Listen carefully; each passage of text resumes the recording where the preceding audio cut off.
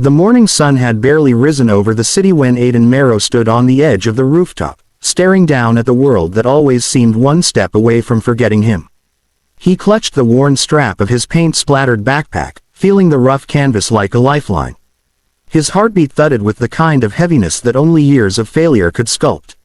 Aiden had spent 11 long years chasing a dream that felt more like a ghost, always present, always out of reach. That day, however, something broke inside him. It wasn't just another rejection. It was the moment a man in a tailored suit, one of the most powerful CEOs in the art investment world, looked him straight in the eyes and said he would never make it. The words hadn't been spoken in anger, but in cold certainty, like a sentence delivered by someone convinced they were doing the right thing. And now, standing under the pale daylight, Aiden wondered if that CEO had been right all along. If you believe in kindness, second chances, and the beauty of never giving up, make sure to like, comment, share, and subscribe to Stories of Hope to help more people discover inspiring journeys like this one. Aiden's story started long before the rooftop, long before the broken confidence and painful silence. He had always been the quiet child who saw colors where others saw empty spaces. Growing up in a small working-class town, he'd paint on scraps of cardboard, old wooden panels, and even newspaper sheets because his family couldn't afford real supplies. His mother worked double shifts at a garment factory, while his father, who had once been a carpenter, struggled with chronic back pain that kept him bedridden most days. Yet through their hardships, they supported Aiden. They believed deeply in the fire inside him, the fire he himself often feared was too small for the world. After high school, he moved to the city with nothing but a single suitcase and 3 paintings strapped together with twine. He enrolled in a modest art institute, supporting himself through night shifts at a diner, where the smell of frying oil clung to his clothes no matter how many times he washed them. The institute was supposed to be his gateway to opportunity, but in reality, it was where he learned that talent didn't guarantee validation. He watched his classmates, often backed by wealthy families and familiar last names, get faster attention, quicker gallery offers, and effortless praise. Aiden, on the other hand, remained invisible, despite pouring every drop of himself into his craft. Still, he kept going. For years he submitted portfolios, attended exhibitions, and approached investors, anyone willing to give him a few seconds. Most didn't bother responding. Some glanced at his work only to return it with polite dismissal. But the worst came from Orion Vale, the CEO of Vale International Art Holdings, a man known for turning unknown artists into global sensations. Aiden had rehearsed for days before stepping into the CEO's office.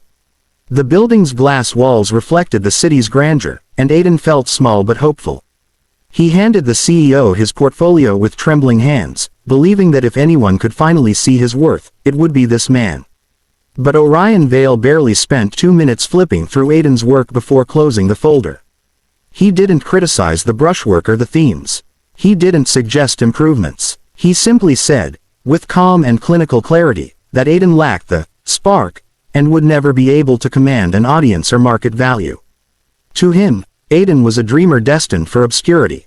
That sentence carved itself into Aiden's soul.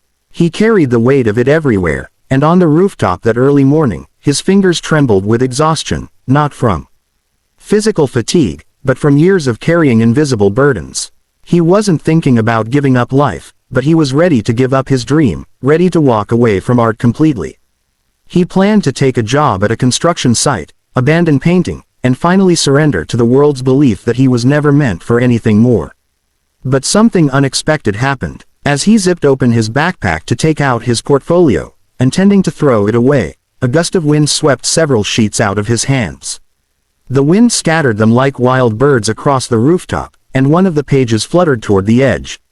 Aiden leapt to catch it, his heart racing.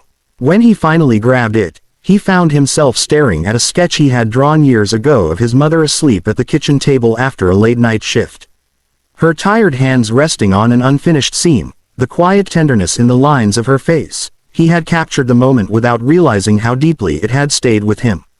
It hit him then. His art wasn't just paint and skill. It was memory, sacrifice, love.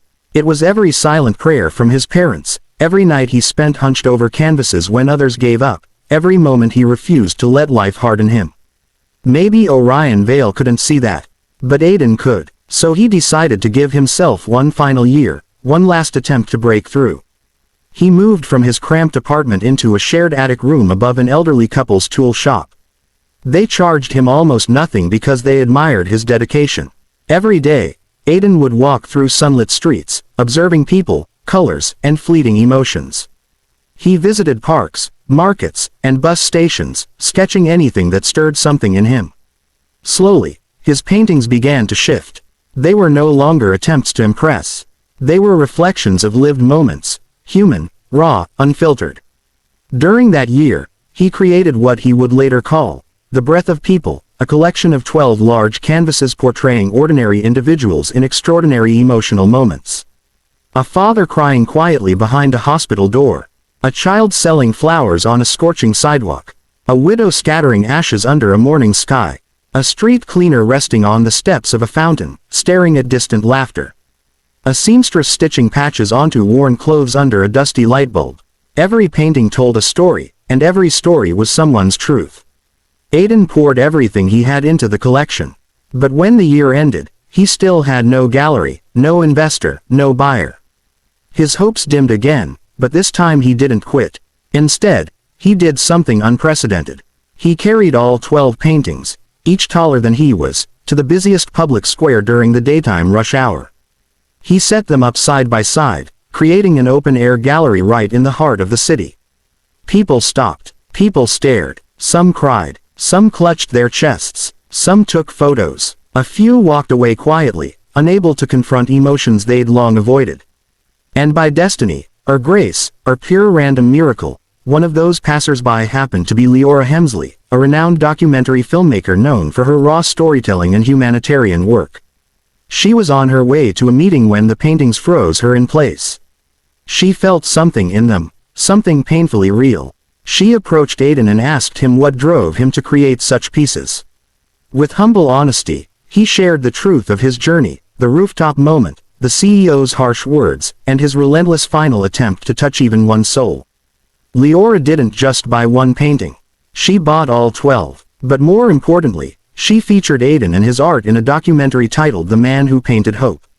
The film went viral, reaching global audiences within weeks.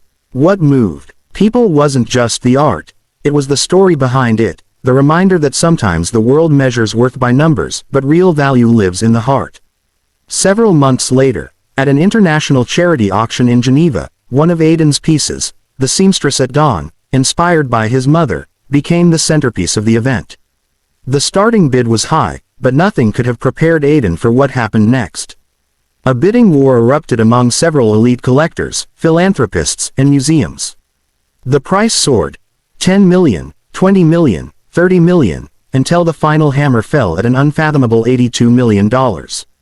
Aidan's breath broke. He couldn't stand. He sank into his chair as tears streamed down his face.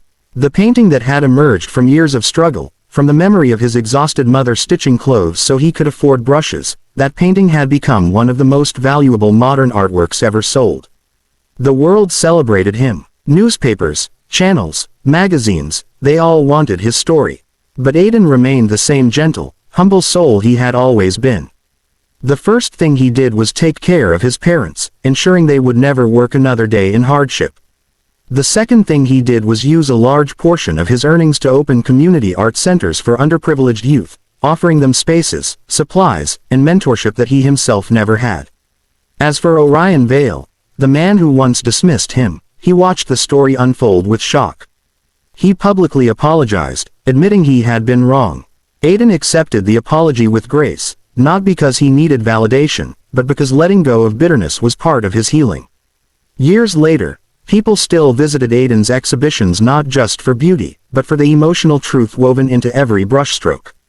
He taught the world something vital, that sometimes a dream needs time to ripen, and sometimes the greatest masterpieces come from the deepest wounds.